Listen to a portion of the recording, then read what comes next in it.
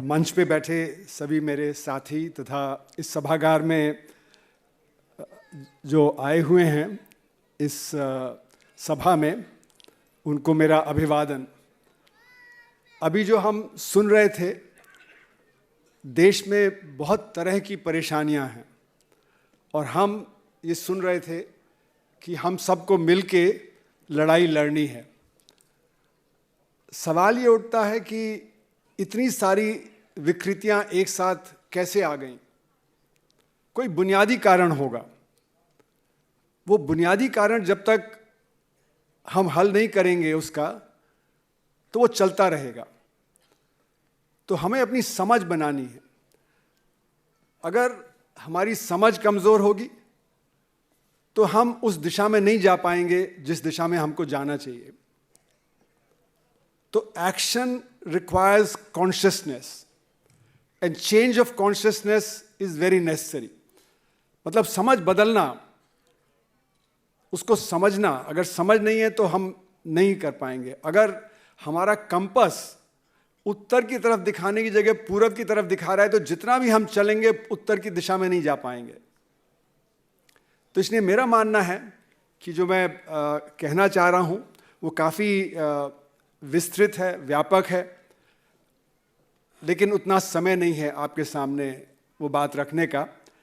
मैं थोड़े में कोशिश करूंगा कि अपनी बात रखूं। सबसे पहली तो ये बात है कि अगर हमें एक सभ्य समाज होना है, जो बातें कही गई कि हम सभ्य समाज से काफ़ी दूर हैं इस समय, लेकिन हमारे जो कॉन्स्टिट्यूशन है वो कहता है कि हमें एक सभ्य समाज बनाना है। सभ्य समाज बनाने के लिए बातें बताई गई, रोजगार, लोगों की आमदनी, साफ पर्यावरण, प्रदूषण से बचना, सबको एक लिविंग वेज हो, ना कि मिनिमम वेज हो। लिविंग वेज का मतलब है खाना, कपड़ा, मकान, पढ़ाई, हेल्थ, स्वास्थ्य, ये सारी चीज़ें उपलब्ध होनी चाहिए। उसके साथ साथ जैसे भूटान में कहा हैप्पीनेस इंडेक्स, ना कि जीडीपी। तो हैप्पीनेस इंडेक्स का मतलब है कि व्यक्ति के पास समय होना चाहिए, वो अपने परिवार के साथ समय गुजार पाए।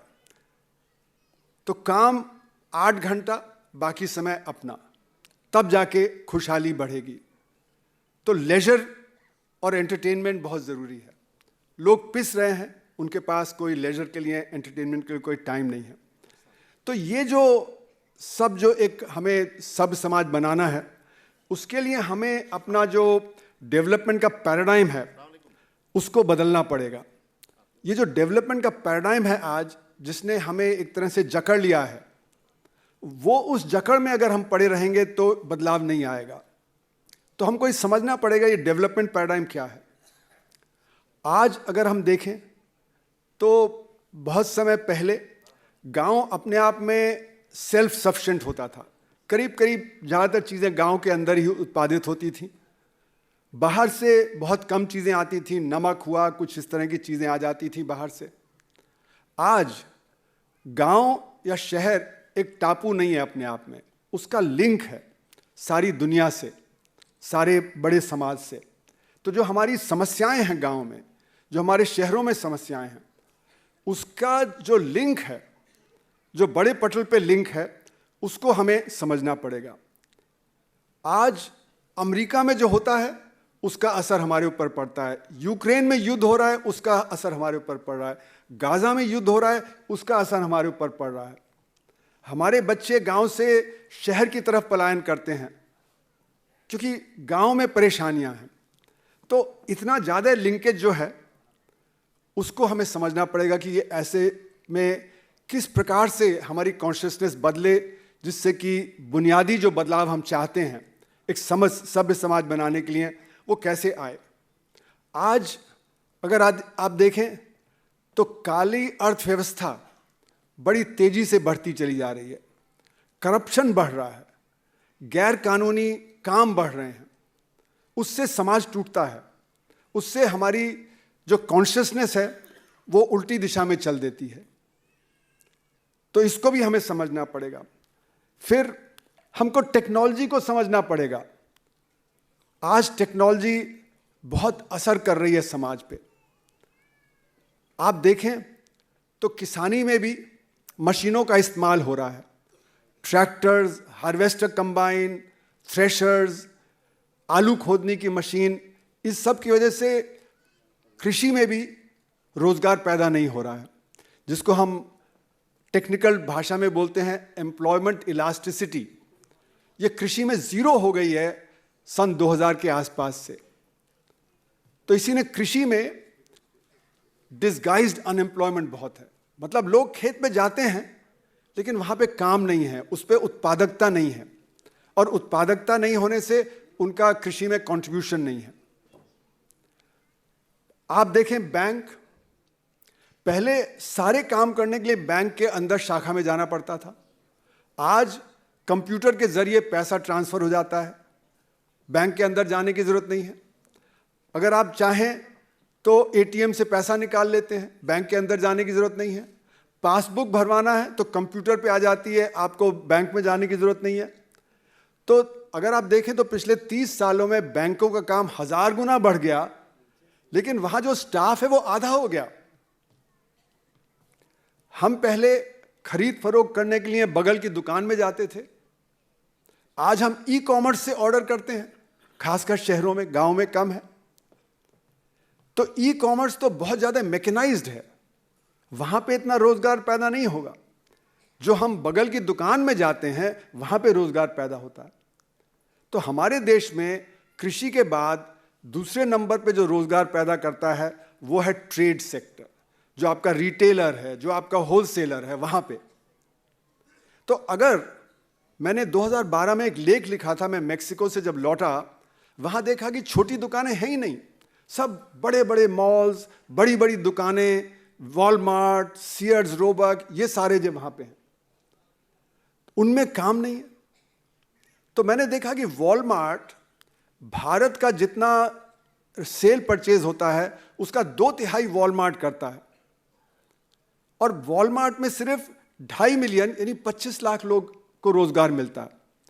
तो अगर उसको हम वॉलमार्ट को सारा थमा दें तो देश में सिर्फ 35 लाख लोगों को काम मिलेगा, जबकि हमारे देश में जो ट्रेड सेक्टर है उसमें 35 मिलियन यानी कि 10 गुना ज्यादा लोग काम करते हैं। तो अगर आप सारा का सारा ट्रेड वॉलमार्ट को थमा दें तो 10% लोगों को सिर्फ काम मिलेगा। तो ई कॉमर्स के चलते चलते आप देखें तो हमारे देश में बेरोजगारी ट्रेड सेक्टर में हो रही है, कृषि में हो रही है और ट्रेड सेक्टर में हो रही है। तो जो सोशल जस्टिस की बात की अभी हमने, सोशल जस्टिस कैसे आएगा? जब रोजगार पैदा नहीं होगा, जब कृषि में परेशानी होगी तो वो नहीं आ सकता है। और स्कूलों की हालत बताई, अभी असर की रिपोर्ट आई थी, आपने देखा होगा 15-20 दिन पहले।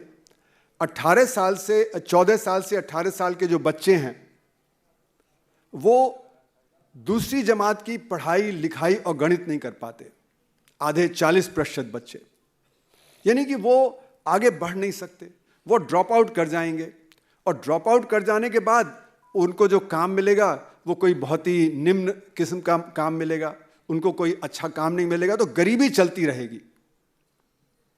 तो हमारी स्कूली शिक्षा के बारे में अभी जिक्र किया गया, स्कूली शिक्षा में बहुत ज़्यादा परेशानी है। और ये परेशानी क्या है? हम लोग रट्टा लगा के पढ़ते हैं और उसको भूल जाते हैं, जबकि शिक्षा एक घर की तरह है। अगर नींव कमजोर होगी तो ऊपर की मंजिल और कमजोर होगी, ऊपर की मंजिल और कमजोर होगी और ढह जाएगा। तो बुनियादी तौर पे शिक्षा बहुत ही अहम है, उस पर हमको ध्यान देना पड़ेगा। अगर उस पर ध्यान नहीं देंगे तो समझ भी नहीं पैदा होगी। लेकिन शिक्षा के बारे में हम लोग बराबर लिखते आए हैं कि शिक्षा का कंटेंट क्या हो। अगर शिक्षा में आप गैर बराबरी सिखाएंगे तो आदमी गैर बराबरी की तरफ जाएगा। अगर शिक्षा में आप सिखाएंगे कि किस प्रकार से हम सब मिल के काम करेंगे तो वो शिक्षा दूसरी तरह की होगी। तो कैपिटलिस्ट सिस्टम में कैपिटलिज्म को कैसे रिप्रोड्यूस करना है उस तरह की शिक्षा दी जाएगी। उदाहरण के तौर पे ये बताया जाता है कि जर्मनी में जब हिटलर का राज था तो बी फॉर बॉम्ब सिखाते थे, आर फॉर राइफल सिखाते थे, समाज को मिलिट्राइज करने के लिए, कि वहां पे मिलिट्री तेज हो। तो शिक्षा होनी चाहिए, उसका कंटेंट क्या है वो और भी ज्यादा अहम है। सिर्फ शिक्षा ही अपने आप में वो नहीं है। तो इसलिए मेरा मानना है कि हमें शिक्षा पे बहुत ज्यादा तवज्जो देनी पड़ेगी। अब सबसे बड़ी समस्या आज देश में क्या है? गरीबी। गरीबी क्यों है? क्योंकि रोजगार कम है, बेरोजगारी बहुत है। हम लोगों ने अक्टूबर 2022, 11 अक्टूबर जयप्रकाश नारायण जी का जन्मदिन होता था, उसके उपलक्ष्य में हमने एक रिपोर्ट रिलीज की थी रोजगार और बेरोजगारी पे। उसमें हमने दिखाया कि बेरोजगारी 4 तरह की है। सरकार तो सिर्फ एक तरह की बेरोजगारी बताती है। हमने बताया कि 4 तरह की है। जो सरकार जो बेरोजगारी बताती है वो सही नहीं बताती है। तो एक तो वो है जो काम ढूंढ रहा है, काम नहीं मिल रहा, जिसको अनएम्प्लॉयमेंट बोलते हैं, सरकार वही आंकड़ा देती है। लेकिन एक वो है जिसने काम ढूंढना बंद कर दिया। तो उस तरह के 19 करोड़ लोग हैं हमारे देश में जिन्होंने काम ढूंढना ही बंद कर दिया। तीसरा वो है जिसको हफ्ते में पूरा काम नहीं मिलता। वो चौक पे जाता है लेकिन उसको 1 घंटा 2 घंटे का काम मिलता है। रिक्शा वाला बाजार में खड़ा रहता है 12 घंटे, उसको 3-4 घंटे का काम मिलता है। कोई सिर पे बोझा ढोने वाला है, उसको दिन भर खड़ा रहता है, 2 घंटे 3 घंटे का काम मिलता है। इसको हम अंडर एम्प्लॉयमेंट बोलते हैं। तो ये 4 तरह की जो बेरोजगारी है, unemployment, disguise unemployment, under employment और जिन्होंने काम ढूंढना बंद कर दिया। तो हमने दिखाया अपनी रिपोर्ट में कि 140 करोड़ लोगों में सिर्फ 32 करोड़ हैं जिनके पास कुछ ढंग का काम है। 28 करोड़ हैं जिनके पास काम है ही नहीं या ढंग का काम नहीं है। तो ये समस्या ये है कि अगर 32 करोड़ को 140 करोड़ लोगों को जो है जीवन निर्वाह करना है तो एक व्यक्ति के ऊपर 4.4 लोगों का बोझ है। अगर ये 28 करोड़ को भी काम मिल जाए तो 60 करोड़ को 140 करोड़ को सपोर्ट करना है, तो एक व्यक्ति के ऊपर 2.4 लोगों का बोझ होगा। तो अपने आप सुखाली बेहतर होगी। हम लोग भलसवा दिल्ली के एक कोने में है, वहाँ जाते हैं। महिलाएं बताती हैं कि काम नहीं होने से परिवार का खर्च नहीं चलता, हमें काम चाहिए, काम नहीं मिल रहा। बच्चे परेशान हैं, नौजवान वो सारा टाइम मोबाइल लेके समय बिताते हैं, काम नहीं है, फ्रस्ट्रेशन बहुत है। और हमने देखा एक बिहार की स्टडी कि माता पिता कह रहे हैं बच्चों को कि हमने आपकी शिक्षा पे खर्च किया, आपने 3 बार इम्तिहान लिया, 4 बार इम्तिहान लिया, आप में दोष होगा कुछ। तो माता पिता फ्रस्ट्रेटेड हैं कि पैसा खर्च किया, हमने इलाहाबाद यूनिवर्सिटी भेजा, हमने मॉरिस नगर भेजा दिल्ली के पास में, और आप वहाँ पे काम नहीं मिल रहा है, आप जो शिक्षा में पास नहीं हो रहे, बार बार इम्तिहान ले रहे हैं। तो बच्चा तो वैसे ही फ्रस्ट्रेटेड है, वो हताश है, वो निराश है, और माँ बाप भी हताश निराश। तो इसका असर बच्चों पे क्या हो रहा है? बिहार की स्टडी है कि वो सब्सटेंस अब्यूज की तरफ जो इशारा किया गया, ड्रग्स और ड्रिंकिंग में पड़ गए हैं। अब ड्रग्स और ड्रिंकिंग में पड़ने का मतलब क्या है? काम है नहीं, पैसा नहीं है। अब आपको ड्रग्स और ड्रिंकिंग कहाँ से होगा? तो घर में नोच खसोट हो रही है, वायलेंस घर के अंदर आ गई है। और वायलेंस ही नहीं आई, बगल में चोरी चपाटी करते हैं। भलसवा में मुझे माताओं ने बताया कि बच्चों ने कुछ ग्रुप बना के वो इधर उधर कुछ गलत काम करने में लग गए। तो आप ये देखिए, ये जो रोजगार और बेरोजगारी की समस्या है, इससे कितने सामाजिक परेशानियां हैं। और ये जो यूथ है, ये पॉलिटिकल पार्टीज का एक काडर भी तैयार हो जाता है। पॉलिटिकल पार्टीज उनको गलत दिशा में ले जाती हैं, उनको कुछ पैसा दे देती हैं, अपने काम कराती हैं। तो इसके पॉलिटिकल इम्प्लीकेशंस भी हैं। तो हम लोगों ने अनुमान लगाया, सरकार तो कहती है कि 50 लाख से 80 लाख अगर काम पैदा होंगे काफ़ी हैं। हम लोगों ने अंदाज लगाया कि ये काफ़ी नहीं है, ये तो ऊंट के मुंह में जीरे के बराबर है, क्योंकि 28 करोड़ तो पहले से ही जो काम ढूंढ रहे हैं, और हर साल कितने बच्चे जो आते हैं जिनको काम चाहिए? हमने अनुमान लगाया 2.7 करोड़ बच्चे हैं जो 15 से 64 साल की उम्र के होते हैं, उनको रोजगार चाहिए होता है। तो 15 से 29 साल की उम्र के जो बच्चे हैं वो 2.4 करोड़ हर साल तैयार होते हैं काम के लिए। और सरकार कितने काम दे रही है? बहुत कम। हमारा जो संगठित क्षेत्र है उसमें काम कितना है?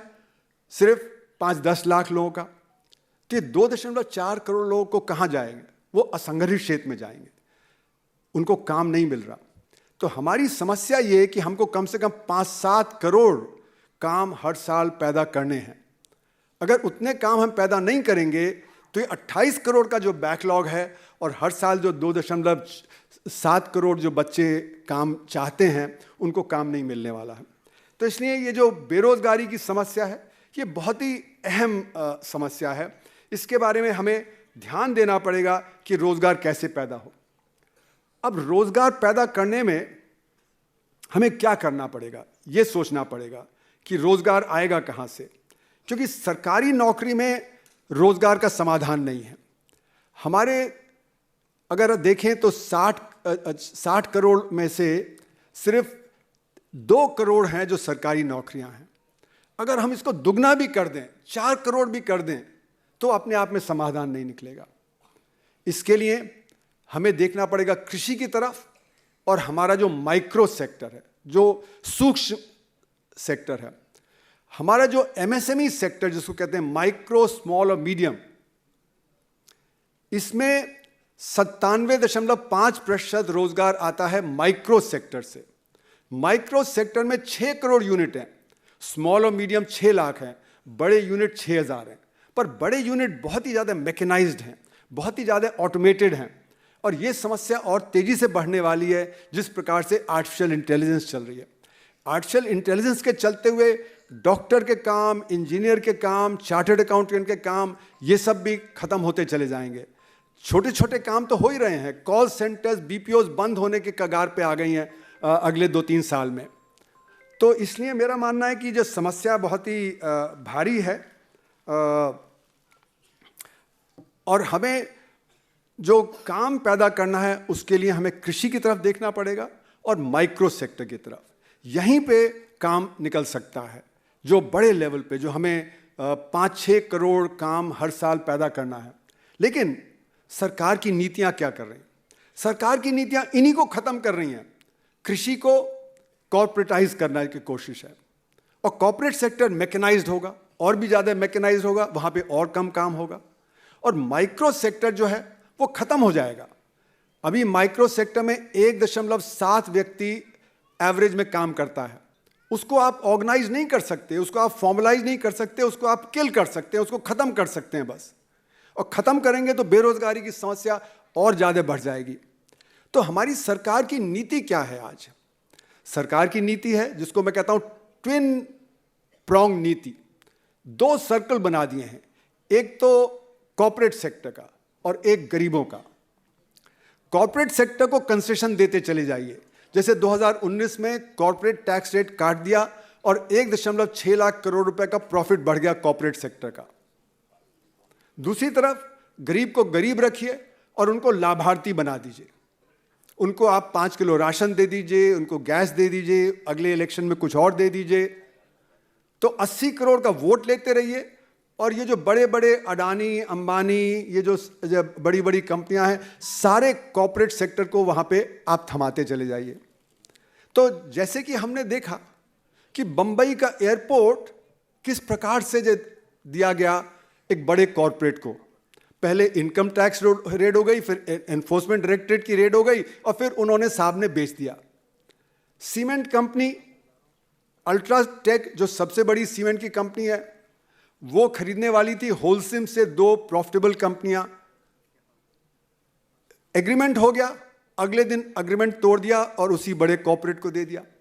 तो एक ही कॉर्पोरेट सेक्टर एक्वायर करके बड़ा होता चला जा रहा है, बड़ा होता चला जा रहा है। तो ये चाइबॉल का मॉडल है साउथ कोरिया का। वहां पे बड़े बड़े आपने देखा कंपनियां हैं, सैमसंग है, ह्यूंडई है, इस तरह की बड़े बड़े हैं, वो बहुत बड़े बड़े कॉर्पोरेट्स बना दिए उन्होंने, जिससे वो वर्ल्ड में कंपटीशन कर पाए। यही स्ट्रैटेजी है। लेकिन जो साउथ कोरिया के चाइबॉल हैं वो टेक्नोलॉजी के आधार पे बड़े हुए हैं। वो टेक्नोलॉजी डेवलप की, उन्होंने कार की टेक्नोलॉजी की, उन्होंने मोबाइल फ़ोन की टेक्नोलॉजी डेवलप की। हमारे जो कॉरपोरेट हैं वो टेक्नोलॉजी नहीं डेवलप कर रहे, ना टाटा टेक्नोलॉजी डेवलप कर रहे हैं, ना बिरला कर रहे हैं, ना अडानी कर रहे हैं, ना अंबानी कर रहे हैं। वो एक्विजिशन के आधार पे कर रहे हैं। इसके चलते हुए हमारा जो अल्ट्रा हाई नेटवर्थ इंडिविजुअल है वो घबरा गया है, वो देश छोड़ के जा रहा है। एक तरफ सरकार कह रही है कि हम तो बिजनेस को प्रमोट करने के लिए कंसेशन दे रहे हैं, दूसरी तरफ अल्ट्रा हाई नेटवर्थ इंडिविजुअल देश छोड़ के जा रहा है। अल्ट्रा हाई नेटवर्थ इंडिविजुअल वो है जो $100 मिलियन से ज़्यादा जिसके पास संपत्ति है।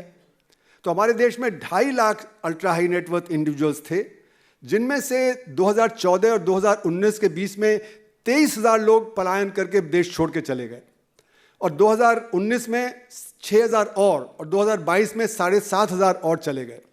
इसका मतलब है कि इन्वेस्टमेंट क्लाइमेट देश का खराब हो गया है।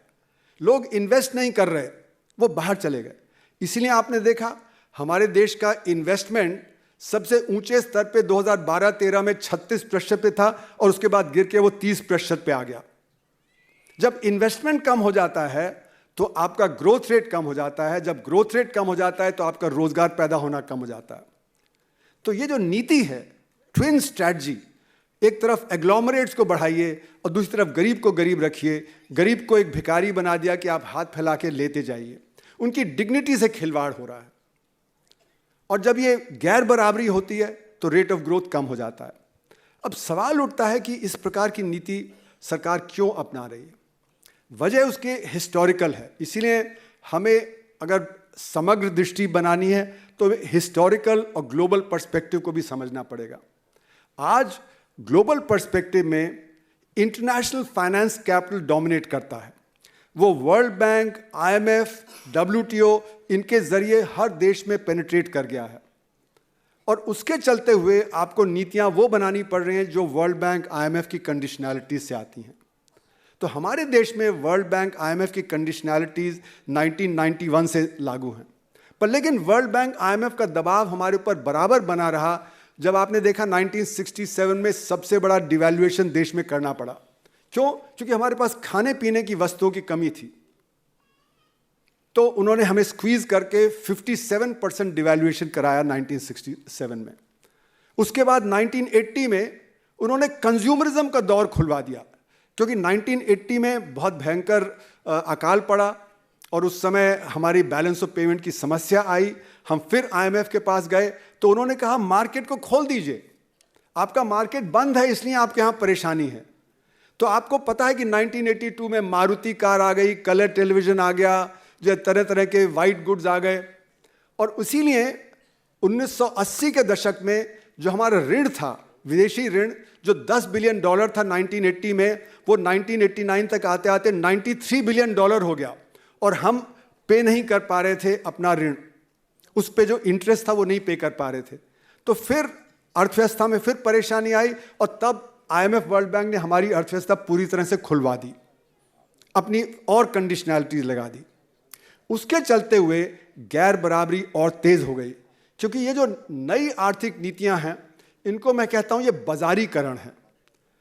बाजार तो देखिए हरदम से है, बाजार तो गांव में भी होता है। आपने गेहूं पैदा किया, किसी ने कपड़ा किया, किसी ने जूते बनाए, आपस में आपने एक्सचेंज कर लिया, वो भी बाजार है।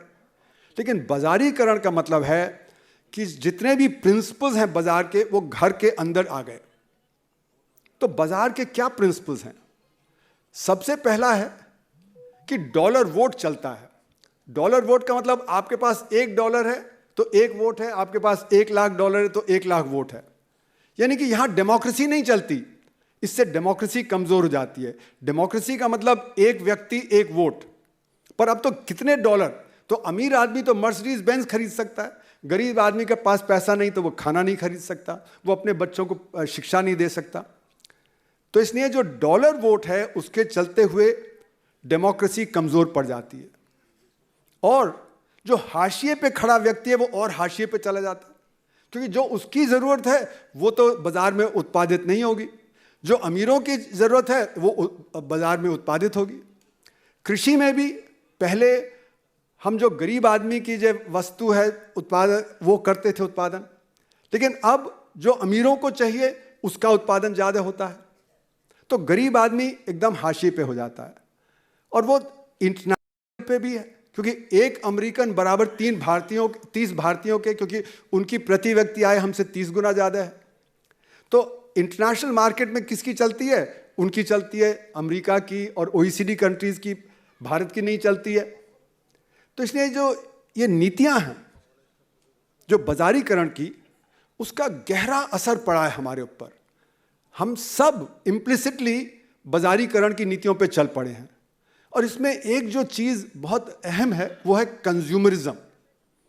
कंज्यूमरिज्म का कंजम्पशन तो हरदम होगा, हमको खपत तो करनी है जिंदा रहने के लिए, पर कंज्यूमरिज्म का मतलब है consumption for the sake of consumption. लोग अमेरिका में कहते हैं ये शर्ट मैंने 1 साल पहन ली, अब बेकार है, फेंक दो। ये शर्ट तो 10 साल चल सकती है। कार आपकी 30 साल चल सकती है, पर 5 साल में मॉडल ईयर बदल जाता है, आप कार बदल देते हैं। तो जो ये consumption for the sake of consumption है, उसमें हम सब घिर गए हैं कंज्यूमरिज्म में। अब आईफोन आता है तो लाइन लग जाती है। वो आईफोन तो 10 साल चल सकता है, लेकिन आईफोन बदलना है। बच्चे होड़ लगाते हैं कि अब हमें ये चाहिए। माता पिता परेशान है, लेकिन होड़ है। तो हमारा ध्यान भटक जाता है, जो अहम मुद्दे हैं उससे भटक जाता है। सरकारें उसका फायदा उठाती हैं, कहती हैं देखो कि देश में कितनी बड़ी कारें आ गई, कितने बड़े टेलीविजन आ गए, कितने ये आ गया, कितना वो आ गया। जो अहम मुद्दे हैं उनसे हम भटक जाते हैं। तीसरी चीज जो इसके साथ बाजारीकरण के साथ जुड़ी हुई है वो है atomization. You are an individual who is profit maximizing. आप अपने प्रॉफिट को बढ़ाने के लिए पैदा हुए हैं, तो आप प्रॉफिट को कैसे बढ़ाएंगे? इंडिविजुअल तौर पे। और प्रॉफिट को बढ़ाने के लिए आपको यह नहीं सोचना चाहिए कि मैं गलत काम कर रहा हूं, सही काम कर रहा हूं, जैसे कमाना है कमाइए। तो गलत और सही के बीच की परिभाषा खत्म हो गई। अब हम गलत काम करके, काली कमाई करके पैसा कमाते हैं और हम प्रतिष्ठित व्यक्ति बन जाते हैं। स्विट्जरलैंड, जहां पे सबसे ज्यादा काला पैसा जाता है, वो एक प्रतिष्ठित देश है क्योंकि वो अमीर देश है। तो गलत और सही के बीच की परिभाषा खत्म हो गई। और इंडिविजुअल अब गलत काम करे तो उसमें कोई बुराई नहीं है, क्योंकि आपको तो अपना प्रॉफिट मैक्सिमाइज करना है, आपको तो अपना प्रॉफिट बढ़ाना है।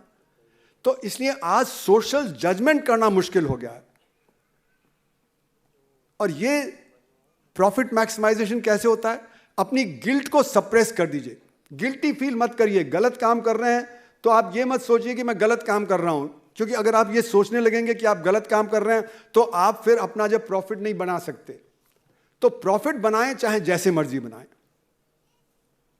तो ये जो सारी चीजें हैं, इससे आदमी कमजोर हो जाता है, परिवार कमजोर हो जाता है। परिवार में भी ये है। अमेरिका में मैं जब PhD कर रहा था फिजिक्स में, इकोनॉमिक्स से पहले, तो मैंने देखा आधे लोग को साइकोलॉजिकल प्रॉब्लम है। वो कहीं जैसे साइकाइट्रिस्ट के पास जा रहे हैं, कहीं एडवाइजर के पास जा रहे हैं। तो क्यों जा रहे हैं? क्योंकि परिवार टूट रहा है। अगर हस्बैंड फील करता है, वाइफ फील करती है कि मैं ज़्यादा कंट्रीब्यूट कर रहा हूं तो मुझे डाइवोर्स कर देना चाहिए, तो वहां पे किसी ने 2 शादी की हुई है, किसी ने 3 शादी की हुई है। तो आपका आधा पिता है, चौथाई बहन है, 1/3 भाई है, तो परिवार कैसे चलेगा? और जब परिवार कमजोर हो जाता है तो जो बुनियाद है वो कमजोर हो जाती है। तो इसलिए मेरा मानना है कि जो आज की समस्या है, जो हमारी थिंकिंग बदल गई है, हमारी जो कॉन्शियसनेस बदली है, वो बहुत बड़े लेवल पे बाजारीकरण से आ रही है। और इसके चलते हुए आप देखें तो काले धन की अर्थव्यवस्था बहुत तेज हो गई है हमारे देश में। मेरा अनुमान है कि 60% काले धन की अर्थव्यवस्था है। ये काले धन की अर्थव्यवस्था जो है, अगर ये आपके टैक्स नेट में आ जाए तो आपके पास पर्याप्त मात्रा में धन आ जाएगा शिक्षा के लिए, स्वास्थ्य के लिए, रोजगार के लिए। अभी जो हमारा टैक्स GDP रेशियो है वो सिर्फ 17% है, जबकि और जो उन्नत देश होते हैं वहाँ पे 30% के आसपास होता है। अगर एक काले धन की अर्थव्यवस्था टैक्स नेट में आ जाए तो हमारा भी टैक्स GDP रेशियो 41% हो जाए। तो हमें जो शिक्षा में अभी हमने कभी 4% से ज़्यादा नहीं डाला, हम 6% डाल सकते हैं, 10% भी डाल सकते हैं। चीन वगैरह में, मलेशिया वगैरह में 10% GDP उसमें डाला गया। शिक्षा में, स्वास्थ्य में 5% डाल सकते हैं और उससे रोजगार पैदा होगा, क्योंकि शिक्षा और स्वास्थ्य में रोजगार पैदा होता है। तो अगर हमको एक सिविलाइज्ड देश बनना है तो शिक्षा पे, स्वास्थ्य पे, कृषि पे, माइक्रो सेक्टर पे, इन पे ध्यान देना पड़ेगा। और इसके लिए हम लोगों ने अपनी रिपोर्ट में ये सारी चीज़ें बताई हैं कि किस प्रकार से ये संभव है। इसके लिए हमें कोई बाहर से संसाधन लाने की जरूरत नहीं है, हमारे पास सारे संसाधन हैं। जो गरीब आदमी को संसाधन चाहिए, क्या चाहिए उसको? शिक्षा चाहिए, स्वास्थ्य चाहिए, घर चाहिए, कपड़ा चाहिए, उस सब के लिए टेक्नोलॉजी हमारे पास है। उसके लिए कोई टेक्नोलॉजी बाहर से बुलाने की जरूरत नहीं है। तो ये कहा गया 1991 में जब नीतियां बदली गई कि देयर इज नो ऑल्टरनेटिव, हमको बाहर से लेना पड़ेगा। ये इंटरनेशनल फाइनेंस कैपिटल की परेशानी है। और क्यों इंटरनेशनल फाइनेंस कैपिटल आज डोमिनेट कर रहा है? क्योंकि दुनिया में 90 टैक्स हेवन है। आप कैपिटल को बड़ी तेजी से एक देश से दूसरे देश, तीसरे देश निकाल लेते हैं। और जितनी तेजी से कैपिटल मूव करता है वो लेबर को कमजोर कर देता है। वो कंसेशन लेता है सरकारों से, वो कंसेशन लेता है स्टेट गवर्नमेंट से। वो कहता है आंध्रा में भी मुझे ये कंसेशन मिल रहा है, मैं वेस्ट बंगाल नहीं जाके आंध्रा जाऊंगा, मैं महाराष्ट्र नहीं जाके मैं जो गुजरात जाऊंगा, क्योंकि मुझे वहाँ ये कंसेशन मिल रहा है। और कंसेशन लेके वो फ़ायदा अपना उठाता है और आम आदमी को उससे नुकसान होता है। तो इसलिए ये जो हमारी समस्या है, इसकी जड़ है आज इंटरनेशनल फाइनेंस कैपिटल, जिसने हमारी सॉवरेनिटी को ट्रंकेट कर दिया है। इसको हमें लेना है। तो आम आदमी को एक कॉन्शियसनेस होनी चाहिए कि हम बाजारीकरण में फंस गए, बाजारीकरण से हमको निजात पानी है, तभी मूवमेंट्स तेज होंगे, नहीं तो हम एटमाइज्ड होंगे। आज ट्रेड यूनियन मूवमेंट कमज़ोर क्यों पड़ा है दुनिया में? क्योंकि कलेक्टिव एक्शन बहुत मुश्किल हो गया है, कलेक्टिव एक्शन हो नहीं रहा है। तो हमें बड़े पटल पे हमको ऑर्गेनाइज करना है। और किसको ऑर्गेनाइज करना है? Workers, farmers, youth and women. जो 4 चीज़ें अभी गिनाई गई, ये अगर ऑर्गेनाइज हो जाएंगे और इनकी डिमांड कॉमन डिमांड हो जाए, तब जाके ये संभव होगा कि हम इस समस्या का कुछ निदान पा पाएँ। तो धन्यवाद। समय ज़्यादा हो गया है, कहने को बहुत चीज़ें थी, लेकिन मैं यहीं पे ख़त्म कर रहा हूँ। धन्यवाद।